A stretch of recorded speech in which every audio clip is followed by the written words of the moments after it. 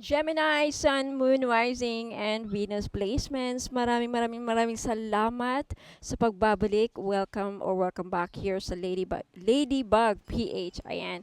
Magandang umaga, tanghali, hapon, or gabi po sa inyong lahat.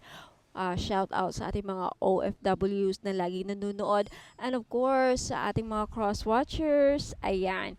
So in today's video, Gemini, alamin natin kung ano ang maasahan ninyo pagdating sa inyong kaperahan. Ano mga mensahe na dapat inyong malaman patungkol sa inyong ah, negosyo, kaperahan, trabaho, finances, ayan.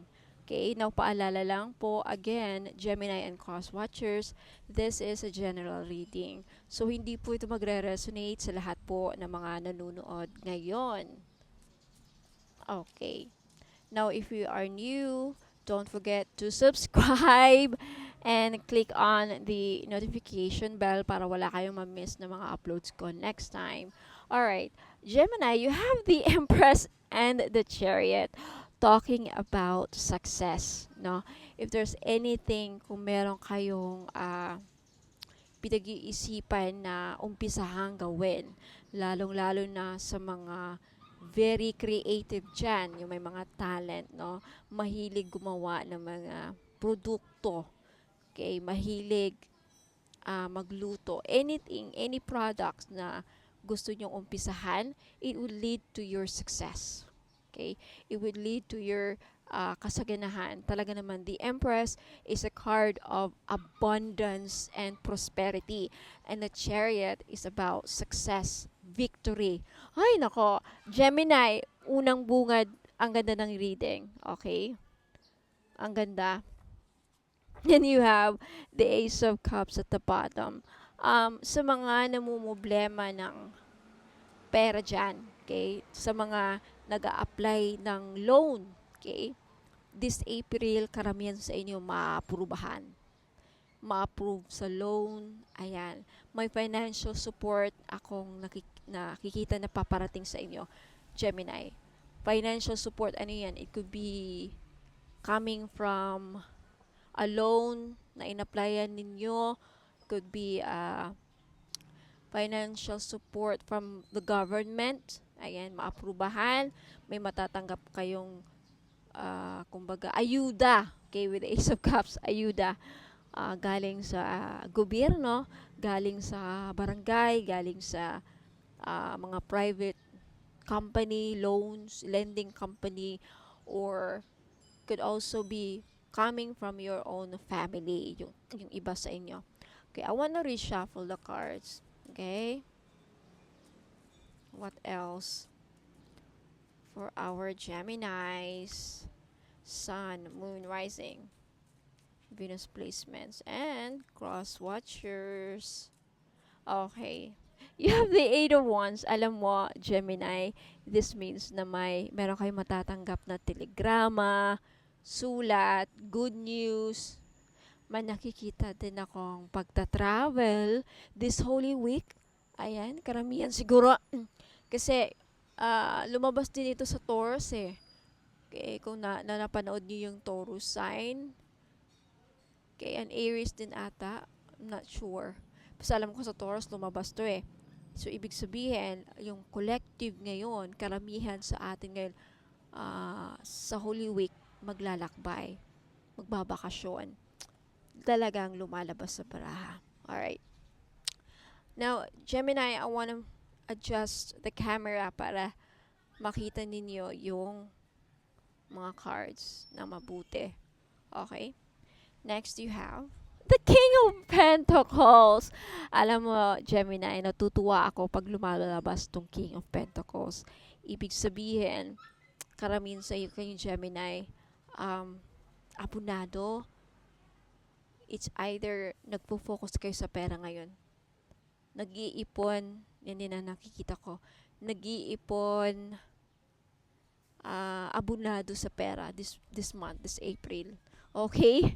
Some of you are provider na. You have the full card. Kaginhawaan. Kaginhawaan, claim this. Okay? Alright, what else? You have the moon card. andun yung pag-aalala, no? So, the moon card, meron yung pag-worry sa pera, sa business, na baka hindi maging successful. And that's fine. That's okay. You have the nine of wands. Mamaya isa-isahin natin to. You have the knight of swords. You have the six of swords. Ibig sabihin nito, ah, lahat ng mga problema niyo sa kaperahan, matatapos na. Talagang kaginhawaan. Okay? Knight of wands. Ayan. Hindi nang papatalo. Eight of pentacles. Ayan. Porsigido. The two of swords. Okay. You have the three of pentacles. I'm sorry, three of cups. Yeah. May celebration akong nakikita. You will celebrate your success in the future, Gemini. Wala kayong dapat ipag-alala. Okay? Now, let me adjust the camera again para ang makikita nyo dito yung cards. Okay? Para ma-explain ko na mabuti. Now, Gemini, yung iba sa inyo, so nakikita ko mukhang yung iba is undecided dito with this two of swords, no?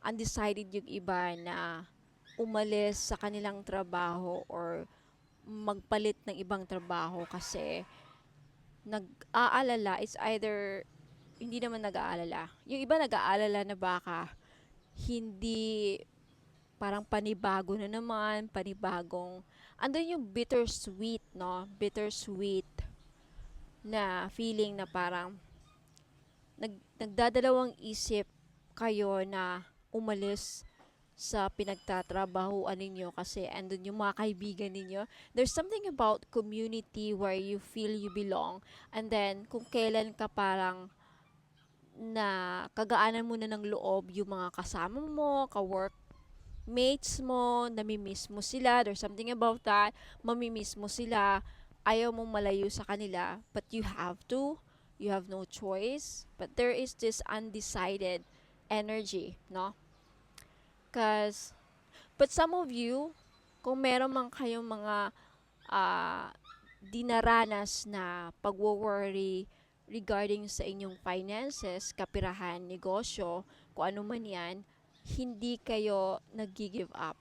A lot of you Gemini, porsigido kayo na ituloy or tapusin ang sinimulan ninyo, especially sa mga nagbi-business dyan. Okay, sa mga project ninyo, sa mga binibenta ninyo, hindi kayo tumitigil, naghahanap ng customer, clients, okay? Naghahanap ng paraan kung saan mabenta ninyo yung mga ginagawa ninyong produkto. There's something about that.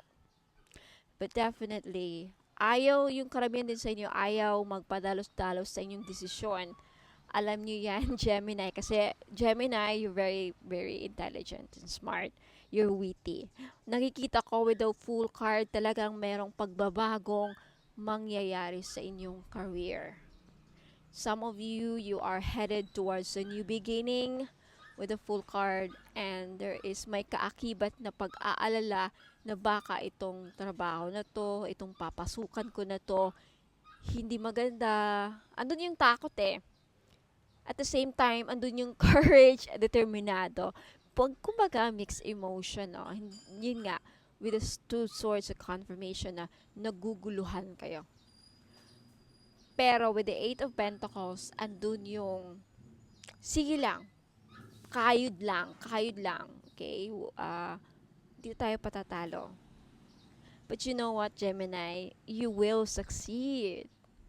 The Chariot, the Empress, and the King of Pentacles. Okay? Makakatanggap kayo ng good news pagdating sa inyong kaperahan.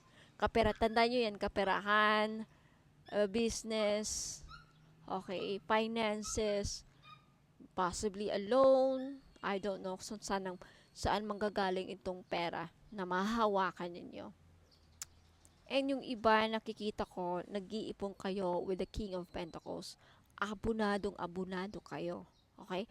Karamihan sa inyo, Gemini, careful. Alam mo yung pinoprotektahan ninyo yung property ninyo? Andun yung protection. Like, you want to protect your property, investment, estate, or something about, yeah, real estate property. Protecting the real estate property ang nakikita ko. Ayan.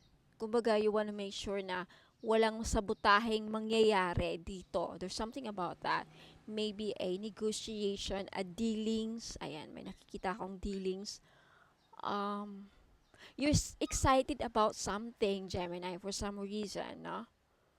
You're excited about this new beginning. Malaking kaginhawaan ang nakikita ko talaga na paparating sa inyo, Gemini, pagdating sa inyong career, business, and finances. Okay? Kaya doon sa mga nag-aalala kay Gemini, ituloy nyo lang yan, no? Follow your passion, follow your dreams. Kasi in the future, you will succeed with a chariot. Okay?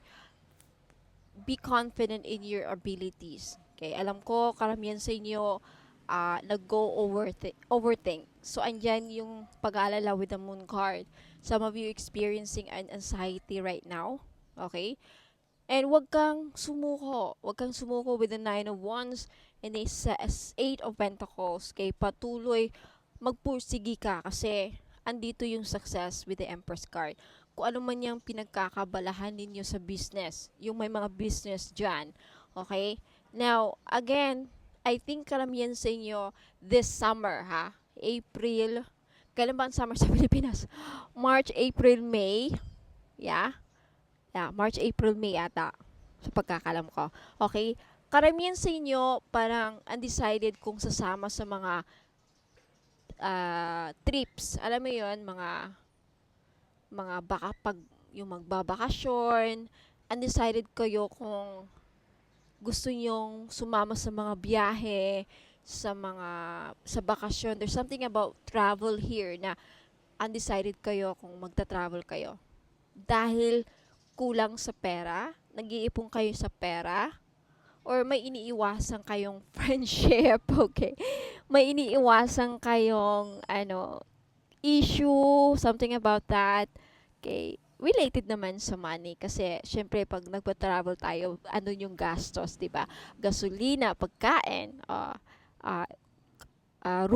room accommodation or something like that. Okay. Last few messages para sa ating Gemini Archangels. Okay, last few messages patungkol sa kanilang kaperahan, negosyo, ayan, career, business. Okay, you have out with the old, in with the new. Tamang-tama with the Fool card. Andyan yung pera. Nag-aantay. Sabi dito, Gemini, heaven is showing you a sign that it's time to move in a new direction. Talagang may magbabago talaga ang landas ninyo. Magbabago ang iyong landas sa career, sa negosyo, sa kaperahan. Ayan. Often, this is because you're not happy and feel a lack of purpose in your life. This is a wake-up call to make changes that match your heart's desires and spiritual truths. So, ayan, may malaking pagbabago sa inyong career, kaperahan, ayan, negosyo, business, okay? Na magbibigay sa inyo ng kasaganahan, Gemini. Claim this if I were you. It will lead to your success. Okay. Next, you have the Six of Abundance. This means success. Heaven opens its loving arms and pours abundance onto you, Gemini. An unexpected gift is on its way. That's why, sabi ko kanina, may paparating. Okay, eto na yon. Eto na yung paparating na inasahan ninyo. Well, hindi nyo inasahan to kasi unexpected. Okay? Mga ganun eh, blessings, biyaya, Gemini. Accept it with gratitude and humility, knowing that you'll have a chance to return. Ah, di ba? Okay. Talagang meron. Merong blessings na darating sa inyo, Gemini. So, claim this, accept this. Okay, claim this reading if I were you. Next, you have the Two of Emotion. May partnership ako nakikita. Okay? This could be a business proposal. Ayan. Business partnership! Oh, partnership. Makakatanggap kayo ng business kontrata, signing of contracts, legal contracts regarding money. Signing of contracts nakikita ko. Business collaboration. Okay? Ayan. So, Gemini, let me know if nag-resonate sa inyo yung reading.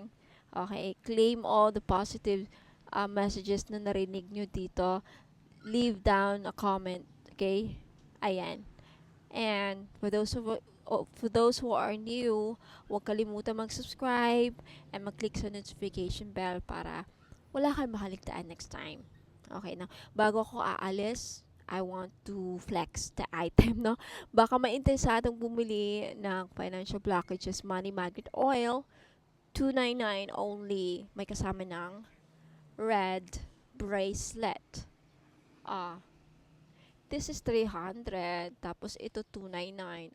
Libre na siya, saan ka pa? Diba? Ang bango daw nito. Okay, sa mga ibang nagsabi mabango siya. Okay? And what else? And Gemini, sa mga interesado po ng ating amulet, okay, this one is $599. May kasama na siyang red bracelet. Okay? So, if interesado po kayong bumili, just message me po sa Facebook page, Ladybug PH. Ito po ay panghat. Kung gusto nyo maging patok ang yung negosyo, maging famous sa social media, makaakit ng madaming customers. Okay, ito yung pangpasikat, kumbaga, fame and glory. Okay, you also have for good mood. Ayan, kung gusto mong maging laging masaya, magaan ang pakiramdam, okay, we have one for good mood. Kung gusto niyo naman maging successful sa buhay, you have amulet for success, okay? Ayan yung mga stones niya at yung benefit na makukuha niyo sa stones.